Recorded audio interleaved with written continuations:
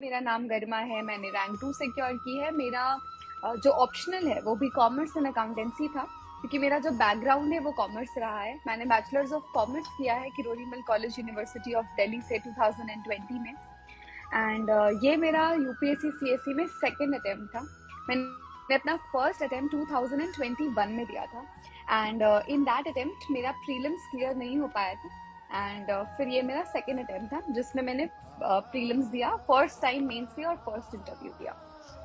हाँ, सो प्रीलिम्स की तैयारी के लिए स्पेसिफिकली अगर मैं कुछ कहूँ तो आई थिंक GS1 और GS2, मतलब जो जनरल स्टडीज पेपर और सीसैट, दोनों पर इक्वल फोकस करना बहुत इंपॉर्टेंट होता है, क्योंकि आजकल सीसैट का पेपर थोड़ा चेंज हो रहा है and it's getting tougher day by day. तो सीसैट को इग्नोर नहीं कर सकते। I have seen a lot of deserving aspirants जो कि बिकॉज सीसैट इतना टफ हो रहा है दे इग्नोर सीसैट, या फिर उस दिन उस प्रेशर में सॉल्व नहीं कर पा रहे, they are out of this exam all together.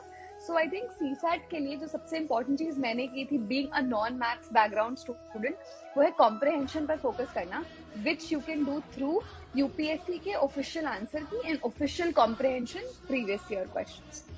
इसके अलावा रीजनिंग थोड़ा कंपैरेटिवली इजी है मैथ्स से। तो अब रीजनिंग जैसे कि syllogism, blood relations, calendar, clock, इनके क्वेश्चंस को अच्छे से प्रैक्टिस कर सकते हैं। और उसके लिए आपको कोई स्पेसिफिक बुक एक्सेट्रा की जरूरत नहीं है। यूपीएससी के ही प्रीवियस ईयर क्वेश्चंस को देखें एंड उससे रिलेटेड क्वेश्चन सॉल्व करें। तो सबसे पहले तो 2014 ऑनवर्ड्स जितने क्वेश्चंस हैं उनको सॉल्व कर लें, and then whatever related questions you can find in any book which is made for maths and reasoning, आप उसको solve कर सकते हैं। And then for the maths part also, I think a lot of book does not need to be solved, but what you can do is pick up topics which are simpler, जैसे कि percentage, जैसे कि ratio, proportion, profit and loss। ये chapters थोड़े comparatively easy हैं। And जो chapters आपको बहुत टफ लगे, जैसे कि परम्यूटेशन, कॉम्बिनेशन या फिर प्रोबेबिलिटी, ये करने की जरूरत नहीं है। अगर आप मैथ्स में बहुत कंफर्टेबल नहीं है, इसमें आप अपना उतना टाइम ना वेस्ट करें। तो अगर आप कंफर्टेबली 50-60 क्वेश्चंस कर पा रहे हैं in CSAT, I think that is more than enough. और उस दिन आपको वहां उस 2 घंटे में डिसाइड करना पड़ेगा कि आपको कितने क्वेश्चंस करने हैं, depending on the level of exam. हो सकता है आपने अपने मॉक टेस्ट में तैयारी करते हुए ये प्रैक्टिस किया कि आप 60-65 क्वेश्चन अटेम्प्ट करेंगे, बट जो पेपर आया उसकी डिफिकल्टी लेवल ज्यादा थी, तो आपको अपना जजमेंट वहां अप्लाई करना है। फॉर एग्जाम्पल 2022 सीसैट में, डिस्पाइट मैंने सोचा था कि मैं 55-60 क्वेश्चंस अटेम्प्ट करूंगी, आई अटेम्प्टेड 40-42 क्वेश्चंस ओनली, क्योंकि मुझे लगा यही सेफ स्पॉट है जितना में मेरा प्रीलिम्स क्लियर हो सकता है। And I got a 79 in CSAT. तो ये सीसैट के लिए हो सकता है। इसके बाद नेक्स्ट क्वेश्चन है, आपने एसए की तैयारी कैसे की? तो मुझे लगता है कि एसए की तैयारी के लिए आप सबसे पहले अपना जीएस मेंस का जीएस कंप्लीट कर लें। जब आप अपना मेंस का जीएस कंप्लीट कर लेते हैं पूरी तरीके से, it gives you a lot of content जो आप यूज कर सकते हैं अपने किसी भी आंसर लिखने में। क्योंकि आपने अगर एथिक्स पढ़ा है तो आपको बहुत सारे एथिक्स की थ्योरीज पता है, एग्जाम्पल्स पता है, जिसके थ्रू आप अच्छे आंसर्स लिख पाएंगे एसए में। और एसए में आई थिंक अगेन यूपीएससी के प्रीवियस ईयर एसेस को प्रैक्टिस करना बहुत इंपॉर्टेंट है। आप उसे प्रैक्टिस करें, उसका स्ट्रक्चर बनाकर देखें। एंड इसके अलावा जो आप कर सकते हैं वो है किसी भी इंस्टीट्यूट का in UPSC previous year essays का सॉल्यूशन देखना। उससे क्या होगा, आपको पर्सपेक्टिव मिलेगा कि मैंने इस एसे के लिए ये सोचा, मैंने उसको इस तरीके से इंटरप्रेट किया, एंड आप उसको दूसरी तरीके से इंटरप्रेट कैसे कर सकते हैं। तो ये एसे के लिए किया। एसे में सबसे इंपॉर्टेंट है प्रैक्टिस करना। दूसरी बात, क्रिएटिव रहना, और एक टेम्पलेट फॉर्म में ना लिखकर थोड़ा क्रिएटिविटी दिखाना। आप एक एनेक्डोट से स्टार्ट कर सकते हैं, किसी कोट से स्टार्ट कर सकते हैं। तो ये ऐसे के लिए मैं कहना चाहूंगी। नेक्स्ट है कि आपने ऑप्शनल की तैयारी कैसे की? तो मेरा जो ऑप्शनल है वो कॉमर्स एंड अकाउंटेंसी था।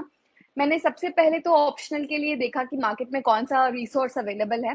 मैंने इसके लिए रैंकर्स से पेपर 2 के लिए गाइडेंस भी ली। तो आपको एक बार जब रिसोर्स मिल जाए कि आपको अपने ऑप्शनल के लिए क्या रिसोर्स रेफर करने हैं, आप उसके शॉर्ट नोट्स बनाएं। फिर एक बार सिलेबस कंप्लीट होने के बाद रेपिटेडली टेस्ट्स दे, बिकॉज वो बहुत इंपॉर्टेंट होता है ये देखने के लिए कि कोई भी मेंस का पेपर आप विद इन टाइम लिमिट खत्म कर पा रहे हैं या फिर नहीं कर पा रहे हैं। नेक्स्ट क्वेश्चन है कि आपने GS1, GS2, 3, 4 की तैयारी कैसे की। इन सब के लिए आई थिंक सबसे इंपॉर्टेंट है जो सिलेबस है आप उसको निकालें, अपने वॉल या जहां पर भी आप पढ़ते हैं स्टडी टेबल उस पर पेस्ट करें, एंड देन आप एक एक पेपर वाइज बिगिन करें, बिकॉज या फिर आप दो पेपर साइमल्टेनियसली, उससे ज्यादा नहीं, क्योंकि फिर उस तरीके से वो हैफजार्ड प्रिपरेशन से आपकी इनकम्प्लीट प्रिपरेशन रह जाती है। तो आप मे बी GS1 और 4 को साथ में पिक करें, and then you can start preparing GS1 and 4 साथ में, इस वजह से because they are mostly static as compare to GS2 and 3, जिसमें आपको बहुत ज्यादा करंट अफेयर से अपडेटेड रहना पड़ेगा इवन उस 3 महीने के दौरान जो आपके प्रीलिम्स और मेंस के बीच में रहते हैं। So you can do that. जो भी एक एक वर्ड ऑफ द सिलेबस है उस पर आपके पास कुछ नोट्स होने चाहिए, या तो आपने जो भी कोचिंग एक्सेट्रा ली है उसके नोट्स यूज करिए, या फिर एक एक word if you just type let's say federalism और आप उसको गूगल पे फेडरलिज्म यूपीएससी टाइप करेंगे, आपको 4-5 वेबसाइट्स लाइन से मिल जाएंगे। जिस भी वेबसाइट का आपको फॉन्ट अच्छा लग रहा है, दिखने में सही लग रहा है, एक्सेसिबल लग रहा है, कंटेंट बढ़िया लग रहा है, मिस्टेक्स नहीं मिल रही हैं, because there are a lot of online website जहां पर आप कुछ ना कुछ मिस्टेक आइडेंटिफाई कर पाएंगे। तो अगर ये सब है fair enough, then what you can do is simply आप उसको वहां से पढ़ के उसके नोट्स पे बना के रख लीजिए। इन दी एंड ये होना चाहिए कि आपके पास उन सारे वर्ड्स के लिए कुछ ना कुछ जरूर होना चाहिए, एंड देन इन सबको you have to complement with current affairs. तो आई थिंक जो मेंस 365 आते हैं वो काफी अच्छा रिसोर्स है उसको कॉम्प्लीमेंट करने के लिए।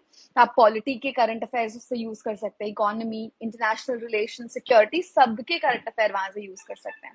इसके अलावा मेंस में जो मोस्ट इंपॉर्टेंट थिंग है वो है आंसर राइटिंग। तो आंसर राइटिंग कैसे करें, ये बहुत इंपॉर्टेंट क्वेश्चन है, एंड आई थिंक बहुत शुरू से आंसर राइटिंग प्रैक्टिस नहीं करनी चाहिए, बिकॉज आप क्या लिखेंगे फिर, until and unless you are not very familiar with the syllabus, what is to be written, क्या चल रहा है करंट अफेयर्स में, क्या है एक पॉजिटिव सोल्यूशन क्या हो सकता है उस प्रॉब्लम का, जब तक आपको ये समझ में नहीं आता आई थिंक आंसर राइटिंग का उतना पर्पस नहीं बनता। So first of all, first prerequisite before starting answer writing is at least 50% syllabus तो हो जाना चाहिए, and then you can start with your answer writing. शुरू में आप 4 आंसर्स एक दिन में, 5 आंसर्स एक दिन में लिखना स्टार्ट करें, बट अल्टीमेटली आंसर राइटिंग का फायदा तभी होगा जब आप 20 क्वेश्चंस 3 घंटे में सॉल्व करें। तो एक स्ट्रैटेजी जो ड्यूरिंग मेंस आप फॉलो कर सकते हो, जो मैं फॉलो करती थी, वो था जो आपका 5 मिनट्स रीडिंग टाइम होता है, उसमें what you should do is read the question that you will attempt. तो मान लीजिए आप 11th क्वेश्चन से स्टार्ट करेंगे, क्योंकि 11th क्वेश्चन से लेकर के 20th क्वेश्चन तक 15 मार्क्स के क्वेश्चन होते हैं। तो मान लीजिए आप 11th क्वेश्चन से स्टार्ट करते हैं, तो आप उस रीडिंग टाइम में 11th क्वेश्चन का आंसर सोच लीजिए कि मैं इसमें ये लिखूंगा, इससे स्टार्ट करूंगा, इसका कंक्लूजन ये दूंगा। आपको वो लिखना नहीं है रीडिंग टाइम में ऑब्वियसली, बट आप अपने दिमाग में एक फ्रेमवर्क बना लीजिए, and then you can do it for at least 2 more question. तो 11, 12, 13 के बारे में मैंने सोच लिया 5 मिनट में कि मुझे क्या करना है।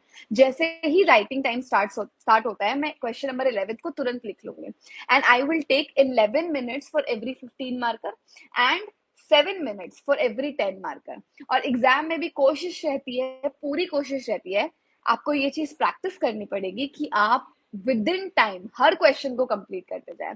और आप जो बोल रहे हैं कि आपको आप जो ये बोलते हैं कि मे बी किसी क्वेश्चन में 1-2 मिनट एक्स्ट्रा लग गया, तो ये इसका सॉल्यूशन यही है कि उस 20 क्वेश्चन में आई थिंक 2 या 3 क्वेश्चन ऐसे जरूर होंगे जिसके बारे में आपको थोड़ा कम आइडिया होगा, तो उसमें आप टाइम सेव कर सकते हैं, क्योंकि उसमें instead of writing anything that does not make sense, आप उसमें थोड़ा कम लिख सकते हैं। तो आप उसमें 1 पेज या 2 पेज जो लिखें, एंड देन वहां से 2-2, 3-3 मिनट बचाएं, and this can be use in वो आंसर लिखने के लिए जो आप बहुत अच्छा लिख रहे हैं। हर आंसर में कोशिश करें कि एक छोटा सा diagram they they, may be एक पाई चार्ट, मे बी एक इंडिया का map. For example last year एक नक्सलिज्म से रिलेटेड क्वेश्चन था, तो उसमें apart from writing notes and text जो मैंने लिखा, मैंने एक छोटा सा इंडिया का मैप बनाया और मैंने उस पर शेड करके रेड कॉरिडोर मैप मार्क कर दिया। I think these small diagrams make your answer look beautiful, make your answer look more presentable.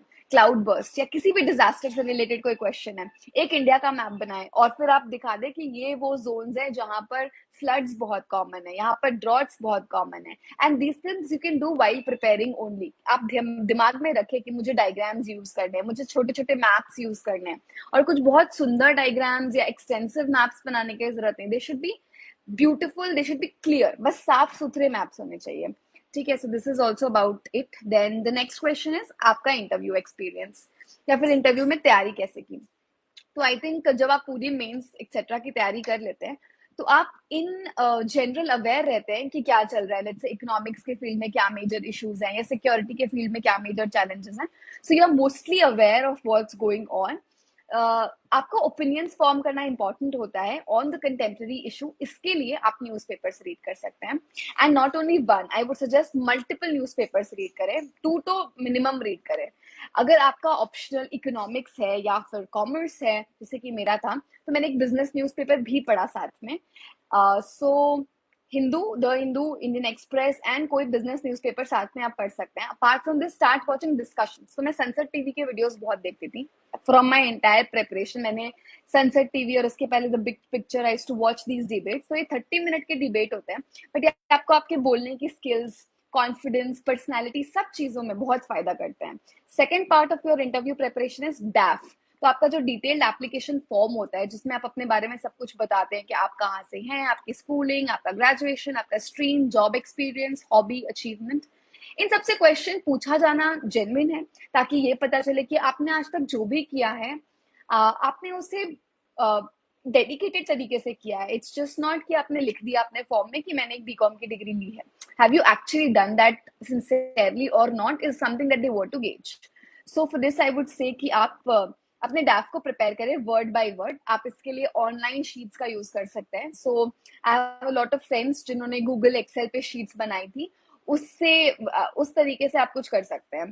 तो एंड देन फाइनल थिंग होगा इंटरव्यू प्रिपरेशन में, अपने मॉक इंटरव्यू देकर के अपने आप को टेस्ट करना और कॉन्फिडेंस बढ़ाना. क्योंकि जब आप खुद से बैठ करके रूम में प्रिपेयर करें तो आपको ऐसा लगता है कि आपने काफी अच्छा प्रिपरेशन कर लिया है, एंड या फिर ऐसा भी लग सकता है कि आपकी कुछ प्रिपरेशन नहीं हुई है. So over confidence and under confidence दोनों ही बहुत नॉर्मल है, अनटिल एंड अनलेस आप अपने आप को टेस्ट करने बैठे, चाहे वो प्रीलिम्स हो, मेंस हो या इंटरव्यू हो.